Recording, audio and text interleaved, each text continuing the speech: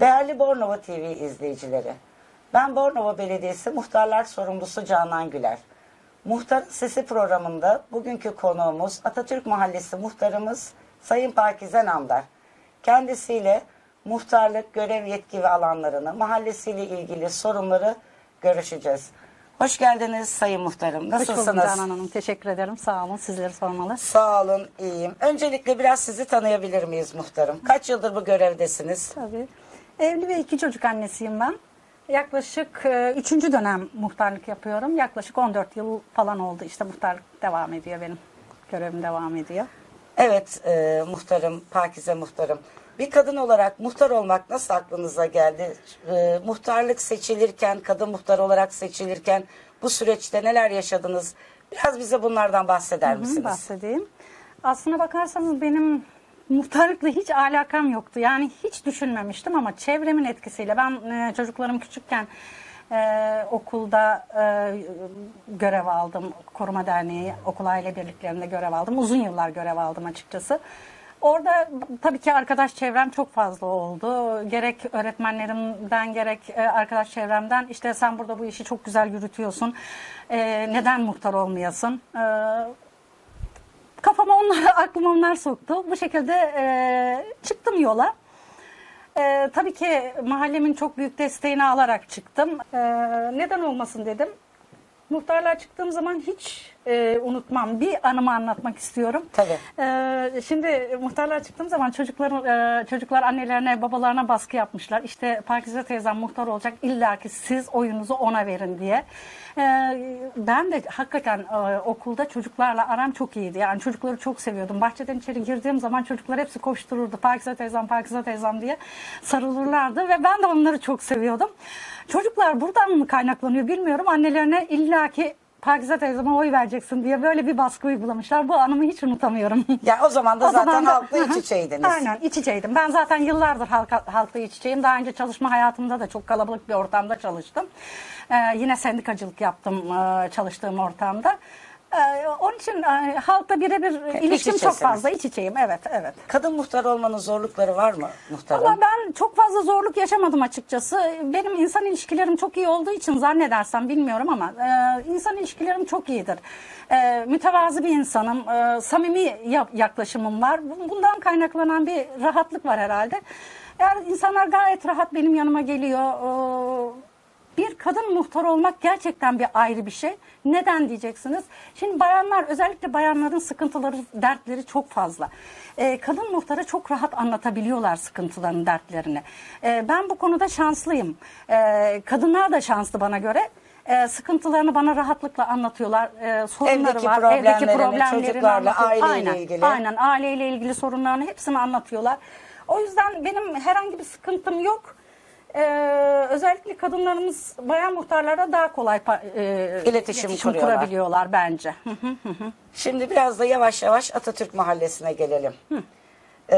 Bize biraz mahallenizi tanıtabilir misiniz? Oldukça büyük bir mahalle olduğunu biliyoruz biz çünkü. Evet, tabii çok büyük. Şu anda çok büyük. Yaklaşık 30 bin nüfusa tekabül ediyor. Ancak tabii ki geçmişte yaklaşık Atatürk Mahallesi 43 yıllık bir mahalle. Eski bir yer. Çok eski bir mahalle.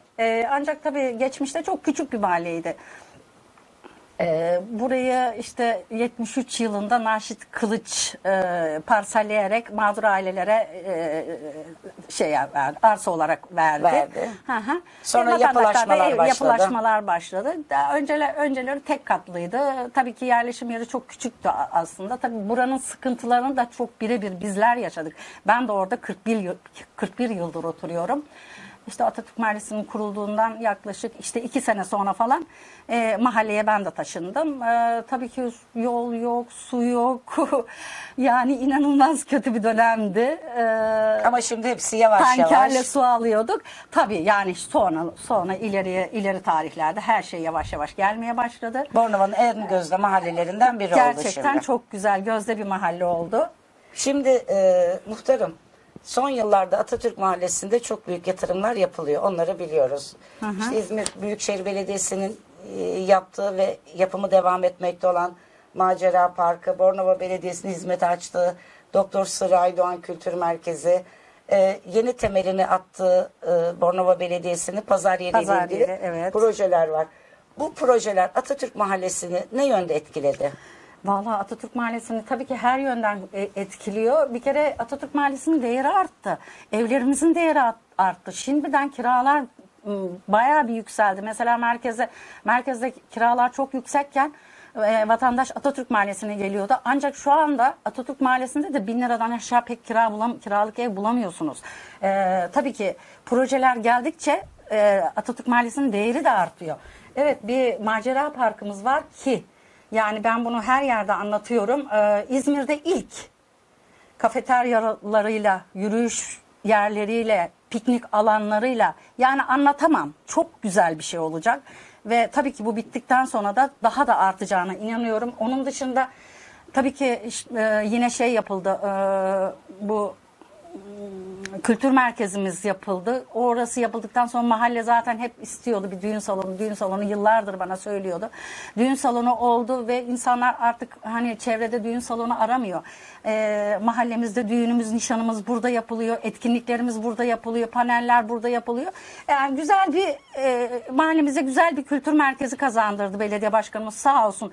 Gerçekten buradan ona teşekkür ediyorum. Onun dışında yine bir pazar yerimiz ki çok büyük bir pazar yeri olacak burası da.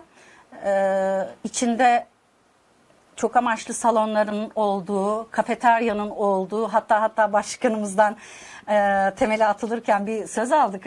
Yine kadınlara yönelik bir spor salonunun yapılacağı, çocuk oyun parklarının olacağı güzel bir alan kazandırdı başkanımız, sağ olsun. Bundan dolayı da çok memnunuz. Çok güzel bir şeyler olacak diye düşünüyorum. Tam da bu noktada şunu sormak istiyorum. Siz bu yatırımları bahsederken, proje ve hizmetler belirlenirken sizlerin ve vatandaşın da görüşleri alınıyor mu? Alınıyor. Başkanımız Olgun Atilla sizlere gelip soruyor mu? Tabii. Hani ne yapalım diye. O konudan biraz bahseder Başkanımız misiniz? şimdi mahalle gezileri yapıyor. Mahalle gezilerinde mutlaka tabii ilk etapta bizlere uğruyor. Mahallede zaten bizlerden taleplerini bizlere sürekli aktardığı için biz neyin ne olduğunu çok iyi biliyoruz. Mesela ben şimdi örnek vereyim pazar yeri için. İkinci bir pazar istedi vatandaşlar. Tabii ki cuma pazarımız var ama çok büyük, 30 bin nüfusa şey yaptığı için çok büyük mahallemiz. O cuma pazarımız yeterli gelmiyor. Yeterli gelmediği için çok da uzak kalıyor. Bazı mahalle sokaklara çok uzak kalıyor. Geniş, büyük bir mahalle. Büyük bir mahalle. Evet, büyük bir mahalle. İşte ben başkanıma ilettim bunu. İşte mahallenin talepleri var. Hangi bölgede o talep ediyorlar diye bana sordu. Ben de söyledim yani bu şu bölgenin ihtiyacı var diye. Ve birlikte beraber gezdik zaten burayı. Beraber gezdik. Burayı başkan burada olur mu? Çok güzel olur dedim ben de. Yani daha doğrusu vatandaşla birlikte karar veriyoruz. Bakın bu düğün salonunda da aynı şey. Vatandaş istedi. Ben başkanıma söyledim. Başkanım sağ olsun bu talepleri yerine getirdi. Peki muhtarım, Büyükşehir ve Bornova Belediyesi ile ilişkileriniz nasıl? Başkanımız Olgun Atilla'ya kolay ulaşabiliyor musunuz? İlettiğiniz sorunlara hemen çözüm üretebiliyor musunuz? O biraz da onlardan bahseder misiniz? Ya tabii ki ulaşıyorum. Çünkü şöyle bize bir kısa kod verildi. Bornova Belediyesi'nin bütün birimleriyle başkan yardımcıları, birim müdürleri hepsinin telefonları var bizde. Çözemediğimiz zaman diğer şeylerle yani birim müdürleriyle dahi çözemediğimiz şeyi ben başkanı telefon açıp rahatlıkla anlatabiliyorum. 24 saat 24 ulaşabiliyorsunuz saat ulaşabiliyorum. Gece gündüz ne zaman olursa ulaşabiliyorum ve sıkıntılarımı, dertlerimi rahatlıkla anlatabiliyorum. Gerçekten çözüyorum. Onun dışında Büyükşehir'den de tabii muhtarlar masamız var bizim. Muhtarlar masasına sorunlarımızı aktarıyoruz. Şimdi Sayın Muhtarım, siz de bir kadınsınız. Bornova Belediyesi'nin kadınlara yönelik projelerini nasıl buluyorsunuz? Siz de bu projelerin içinde aktif yer aldığınızı biliyoruz biz de. Evet, gerçekten. Neler yapılıyor? Ya kadınlar için yok yani. Kadınlara her şey güzel. Yapılması gerekiyor. Bornova Belediye Başkanımız da yani zaten göreve geldiğinden bu yana kadınlara yönelik etkinlikleri hep ön planda tutan kişi. Yani ne yapabiliriz, ne edebiliriz? Hatta zaman zaman birlikte konuşuyoruz, projeler üretiyoruz. Şimdi bakıyorum benim Sırrı Aydoğan Kültür Merkezi'nde kadınlara yönelik psikolojik danışmanlık veriliyor. İşte nedir? Kadınlarımızın çok sıkıntıları var. Bazısı şiddet görmüş, bazısı eşinden ayrılmış, ne bileyim evinde problem olan insanlar var. Bunları ben de telefonlarını alıp buraya yönlendiriyorum ve psikolojik tedavi alıyorlar burada arkadaşlar. Çok da memnunlar. Gelen arkadaşlar var, bana dönen arkadaşlar var. Memnun olduklarını, rahatlattıklarını söylüyorlar. Onun dışında bir okuma yazma kursları başlatıldı. Benim de bulunduğum kent konseyi ile birlikte Bornova Belediyesi bütün mahallelerde okuma yazma kursları açtık. Şu anda bir mahallede devam ediyor. Ancak ben buradan tekrar duyurumu yapmak istiyorum. Muhtar arkadaşlarımdan da rica ediyorum. Bütün mahallelerde bu okuma yazma kurslarının yapılmasını önemli rica ediyorum. Başkanımızın da talebi bu. Birlikte bu okuma yazma kurslarına herkesi yönlendirelim. Okuma yazma bilmeyen kadınlarımızı bir şekilde yönlendirelim. Benim mahallemde de açacağız sanıyorum. Eğer talep olduğu takdirde benim mahallemde de açacağız. Onun dışında deprem eğitimi verildi. 2 kez deprem eğitimi yapıldı benim mahallemde. Bir geçmişteki kent konseyi yaptı. Bir de Ülkümen Rodoplu yaptı. Çok da güzel şeyler oldu. Yani insanlar deprem eğitimini aldı. Ellerinde bir eğitim var. Eğitim sertifikaları var. Aldılar. Yani bu da inanılmaz güzel bir şey. Ancak bunların hakikaten tekrarlanması gerekiyor. Çok insana ulaşması gerekiyor. Yani bilinçli olmak çok başka bir şey. Deprem anında neler yapılabilir? Onları çok iyi bilmemiz gerekiyor. Bu konuda çok hassasım. Gerçekten devam ederse çok sevinirim. Ben devam ederim yani bu konuda vatandaş bulmaya. Bornova Belediyesi'nde zaten bu sizin mahallede pilot bölgelerden biriydi sanırım. Evet, pilot bölge seçilmişti zaten. Onun dışında Bornova Belediyesi'nin yapmış olduğu paneller var. Ben çok fazla yapıyorum bu konuda, hassasım. Neden hassasım? Panellerde özellikle sağlık programları yapılıyor. Bu sağlık programlarında yani yok böyle bir şey. Bilmediğimiz o kadar çok şey var ki. Bakın ben kendim de katılıyorum buraya. Hem kadınları getiriyorum hem kendim de katılıyorum. Bildiğimizi zannettiğimiz ama bilmediğimiz o kadar şey var ki. Yani herkesin bu panellere katılmasını önemli rica ediyorum. Gerçekten çok şey öğreniyoruz biz orada. Onun dışında bakayım. Zaten Bornova Belediye Başkanımız Sayın Olgun Atilla göreve geldiğinde bu dönem kadınlar ve çocukları ayrıcalıklı olacak. Pozitif bir ayrıcalık yapıyor. Onu da hepimiz biliyoruz. Biliyoruz, gerçekten bir biliyoruz. de muhtarım, siz aynı zamanda Kent Konseyi yönetim kurulundasınız da. Kent Konseyi'nin de çok güzel çalışmalarının olduğunu biliyoruz. Neler yapıyorsunuz bunlarla ilgili? Valla ben Kent Konseyi'ne girdim. Bilmiyorum, yürütme kurulundayım ama çok severek yaptığım bir iş ya da bilmiyorum, işte burada kadınlara yönelik bazı etkinlikler olduğu için mi bilmiyorum, çok fazla seviyorum. Arkadaşlarım, çok güzel arkadaşlıklar edindim. O arkadaşlarımla çok güzel şeyler paylaşıyorum. Mesela köyleri dolaşıyoruz biz. Muhtar arkadaşlardan, köy muhtarlarından, Bornova'nın köylerinden, tabii ki Bornova köylerinden. Tabii ki Olgun Başkanımın da çok büyük desteği var burada. Köyleri dolaşıyoruz. Köylerde işte kadınlarla bir araya geliyoruz. Muhtarlara söylüyorum ben, işte diyorum yani kadınları toplar mısınız? Belli bir yerde toplanıyoruz. Kahvelerde olsun, ne bileyim belli mekanlarda falan toplanıyoruz. Ondan sonra orada kadınlarla konuşuyoruz, görüşüyoruz. Kadınların da tabii istekleri, talepleri oluyor. Biz o kadınları ona göre yönlendiriyoruz. Bir konu var ki çok önemli. Sağlık taramalarına götürüyoruz kadınlarımızı biz. Kanser taramalarına götürüyoruz.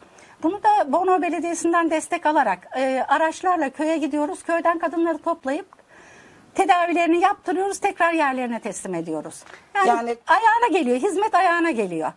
Hiçbir yere otobüse binmeden, hiçbir yere binmeden, sıra beklemeden her şeylerini, bütün tahlillerini yapıyoruz ve muhtara götürüp tahlilleri teslim ediyoruz. Oradan kadınlarımız alıyor.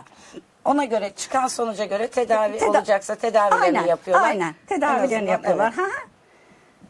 Onun dışında okullara destek projeniz var sanırım, Kent Konseyi ile ilgili. Evet, okullara destek yapıyoruz. Yine Kent Konseyi'nin içinde bu okuma yazma kursları da içinde. İşte bir bölgede başlattık. Devamını getireceğiz. Bornova Belediyesi ile Kent Konseyi Yürütme Kurulu birlikte çalışıyoruz bunu. Onun dışında ne yapıyoruz? Tekrar Raziye Hanım başkanlığında, sağ olsun Raziye Hanım'la da çok güzel bir beraberliğimiz var bizim. Çok duyarlı bir insan. İşte bazı insanlara, bazı vatandaşlara yardımcı olmaya çalışıyoruz. İşte bir aileye burs veriyoruz, çocuğuna burs veriyoruz. Bir aileye işte evinin eşyası yoksa eşyalarını götürüyoruz. Yani böyle ufak tefek dokunabilecek şeyler yapıyoruz. Tabii ki kendi çapımızda yapıyoruz bunu. Tabii. Elimizden geldiği kadar yardımcı olmaya çalışıyoruz o insanlara. Çok da güzel, çok da memnunum. Bu kadar çok işleri güzel. yaparken ailenize zaman ayırabiliyor musunuz? Muhtarlık görevini yürütmenizi, bu kadar aktif çalışmanızı aileniz nasıl karşılıyor? Yok valla ailem ilk zamanlar tabii ilk etapta biraz sıkıntılar oldu ama artık alıştılar. 3. dönem çalışıyorum ben yani yeter alıştılar. Evde eşim yemeğimi yapıyor zaman zaman ya, yapacak bir şey yok. Oh ne kadar güzel. Tabii çocuklarım Destek bana oluyor yardımcı size. oluyor tabii. Ev işlerinde çocuklarım yardımcı oluyor. Yani benim arkamdalar sağ olsunlar. Hepsi benim arkamda. Ne güzel. Hı-hı. Demek aile arkanızda olunca Arkamda, böyle başarılı arkamda. işler yapıyorsunuz. Kesinlikle. Peki muhtarım, kadınların politikada daha fazla bulunması, daha iyi görevlere seçilmesi için neler yapmalı sizce? Kadınlar ne yapmalı ki politikada, siyasette, muhtarlıkta daha fazla yer alsın? Ya illaki siyasette olması gerekir kadınlar. Yani kadınların evde kapanması bana göre çok büyük yanlış. Atacaklar kendini. Ne bileyim sivil toplum örgütleri var. Girsinler buraya. Siyasetin içine girsinler. Bakın baktığınız zaman siyasette kadınlar %10'larda yok böyle bir şey yani. Ki eğer kadınlara versinler bu Türkiye'yi kadınlar çok daha güzel yönetir. Bunu, çünkü kadın sorumluluğunu çok iyi bilen bir insan. Bakın benim mahallemde bundan sonra bir erkek muhtar seçilemez. Neden? Kadının farkını gördüler çünkü. O yüzden kadınlar bilmiyorum her yerde olmalı. Siyasette en başta siyasette olmalı. Her yerde olmalı. Kapatmasınlar kendilerini evlere. Lütfen çıksınlar dışarıya. Kadın isterse yapar diyorsunuz. Kesinlikle kadın isterse yapar ve çok iyi, en iyisini yapar. Gerçekten en iyisini yapar.